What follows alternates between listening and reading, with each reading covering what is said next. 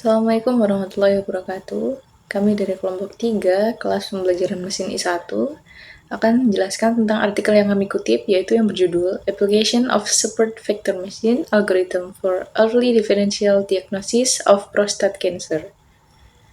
Dengan saya, Adinda Septini Putri dengan NIM 187231004 dan teman saya Betari Safira Rahmanda dengan NIM 187231037. Masuk ke bagian pendahuluan, yaitu kanker merupakan penyakit kronis dan tidak menular yang menjadi tantangan serius di tingkat global. Menurut Cannon et al., angka kematian akibat kanker diperkirakan akan mencapai 11 juta jiwa per tahun pada tahun 2030, terutama di negara dengan sumber daya kesehatan yang terbatas. Salah satu jenis kanker yang menjadi perhatian adalah kanker prostat, yang menempati urutan kanker ketiga penyebab kematian akibat kanker pada pria.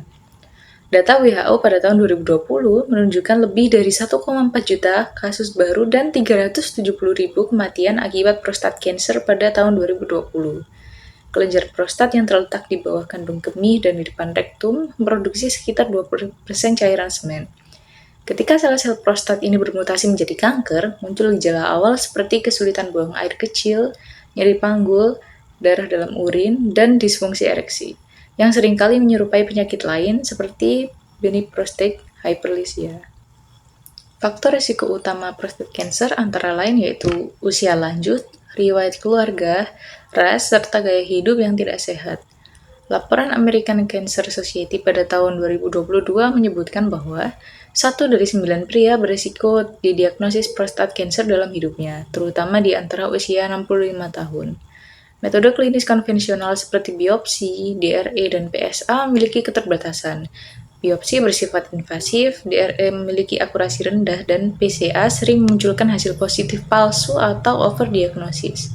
Oleh karena itu, diperlukan pendekatan komputasional berbasis pembelajaran mesin atau machine learning yang lebih akurat dan efisien untuk mendiagnosis diferensial dini pada PCA. Penelitian ini mengembangkan model SVM-PCA-EDD, yaitu Support Vector Machine for Early Differential Diagnosis of Prostate Cancer, memanfaatkan dataset Kaggle Healthcare Kaggle pada tahun 2022 untuk klasifikasi pasien yang menderita dan tidak menderita prostate cancer. Dasar teori dari penelitian ini yang pertama ada Overview of PCA. Prostat cancer ini pertama kali dilaporkan pada tahun 1853 dan awalnya jarang didiagnosis karena keterbatasan metode deteksi. Proses evolusi kanker menciptakan subklon dalam tumor yang memicu risiko metastasis, perubahan genetik seperti mutasi somatik dan restrukturasi DNA onkogenik telah diidentifikasi pada prostat cancer. Dan PCA ini sering menyebabkan gangguan saluran kemih, disfungsi ereksi, dan nyeri tulang belakang. Awalnya, pengobatan berfokus pada prostatektomi radikal, kemudian berkembang ke TURP dan prostatektomi retropublik, serta terapi radiasi dan hormon. Masuk ke prostate imaging, yaitu pencitraan prostat dilakukan dengan USG, transrectal, dan MRI. MRI memiliki resolusi jaringan lunak yang lebih baik dibandingkan USG, dan digunakan untuk pengawasan aktif prostat cancer risiko rendah atau deteksi metastasis tulang pada prostat cancer risiko tinggi. Fungsi MRI dan USG untuk meningkatkan akurasi biopsi prostat. Lalu masuk ke biopsi prostat, yaitu meskipun akurat untuk deteksi risiko tinggi, tetap invasif, menyakitkan, dan mahal. Pasien dapat mengalami komplikasi seperti infeksi dan hematuria, sehingga biopsi dianggap tidak efektif untuk didiagnosis dini. Selanjutnya, Digital Rectal Examination atau DRE. DRE ini adalah pemeriksaan fisik prostat yang dilakukan oleh dokter, tapi memiliki sensitivitas rendah. Penelitian menunjukkan DRE tidak direkomendasikan sebagai screening rutin di fasilitas primer karena keterbatasan akurasi. Lalu ada Prostate Specific Antigen, yaitu PSA. Tes PSA ini mengukur kadar PSA dalam darah, meskipun bermanfaat untuk deteksi dini. Hasil tes PSA ini bisa menyesatkan atau menyebabkan positif palsu atau negatif palsu, serta menyebabkan overdiagnosis dan efek samping pengobatan seperti inkontinensia dan disfungsi ereksi.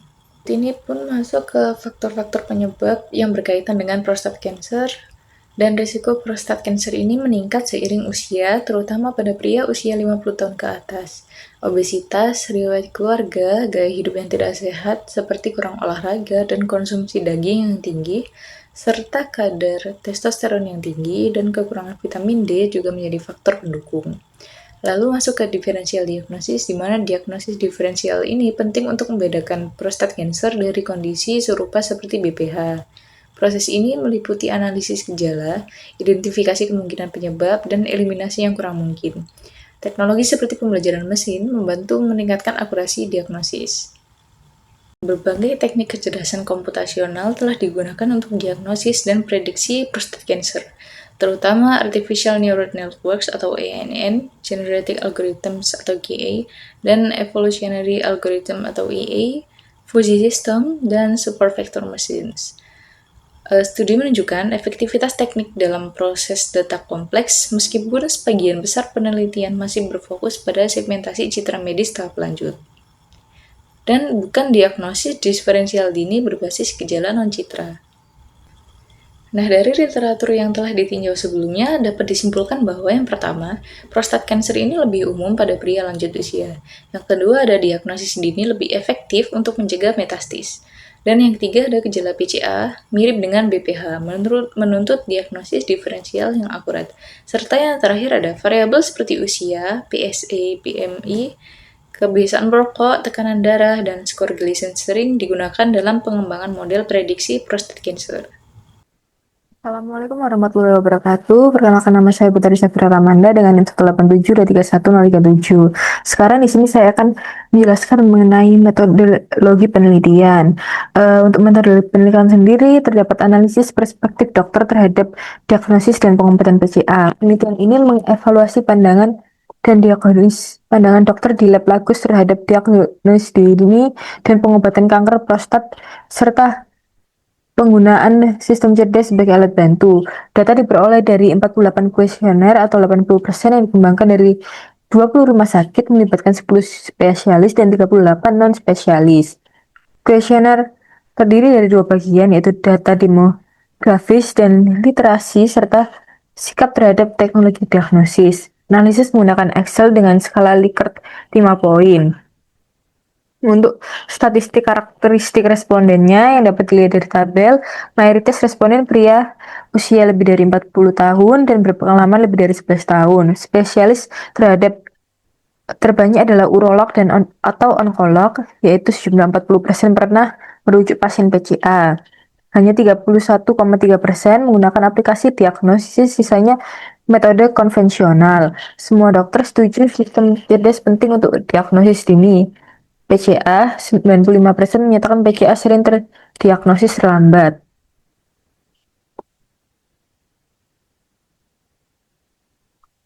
Untuk lingkungan praproses data PCA sendiri, praproses data dilakukan 4 tahap, yaitu cleaning, hapus data atau hilangkan noise atau inkonsistensi, ada resampling, seimbangkan kelas PCA dan non-PCA, ada discretization, ubah data nominal menjadi numerik, ada normalization, metode min-max 0 atau 1, 0 sampai 1 untuk feature scaling, hasil menunjukkan 9.897 data, 236 fitur, siap seleksi fitur atau feature engineering.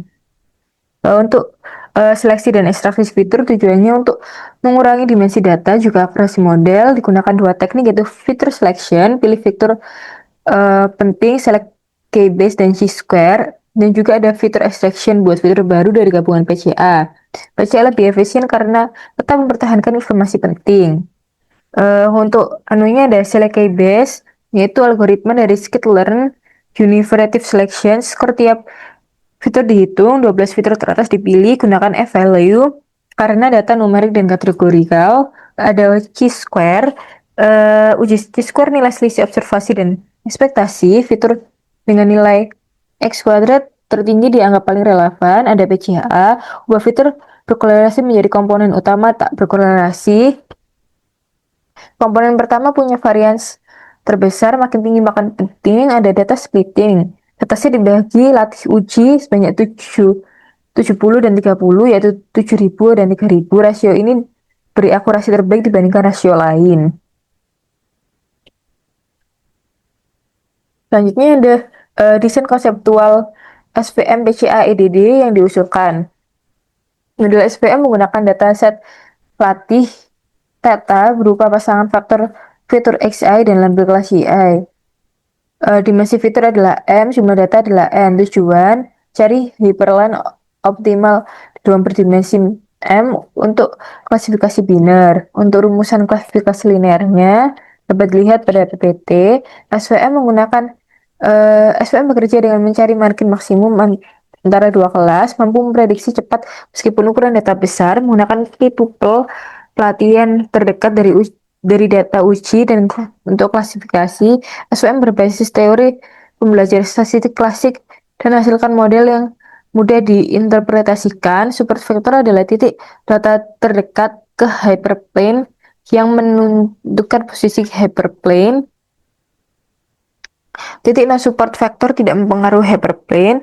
Untuk dataset PCA, SVM mencari hyperplane di ruang berdimensi M menggunakan fungsi linear. Untuk diagram konseptual dari SVM PCA EDD yang diusulkan, diagram mencakup tahap identifikasi dan pengumpulan data, praproses pengembangan model, dan validasi model. Dataset diambil dari Kaggle Healthcare dan memuat atribut prediktif untuk kanker prostat atau PCA. Digunakan dua metode seleksi fitur berbasis filter dan satu metode ekstraksi fitur untuk memilih dan menggabungkan fitur terbaik. Tujuan seleksi dan ekstraksi fitur meningkatkan prediksi dan mencegah overfitting. Dataset dibagi menjadi data latih dan data uji. Model dilatih menggunakan algoritma pembelajaran mesin terawasi. Validasi dilakukan dengan data pasien baru untuk memprediksi status PCA. Hasil prediksi dievaluasi untuk mengukur kinerja model. Selanjutnya pembenaran penggunaan SVM. Model deep learning seperti CNN, MLP, RN, dan LSTM tidak digunakan karena dataset bukan merupakan citra atau data time series. Dataset berisi gejala awal kanker prostat atau PCA, bukan benjolan atau citra medis. Gejala yang dicatat meliputi masalah buang air kecil, darah dalam urin, fungsi ereksi, dan nyeri tubuh. Dataset Gene diperoleh dari Kaggle dalam format .csv dan berisi data perawatan pasien. Informasi dalam dataset mencakup latar belakang pasien, data serum, dan profil lipid.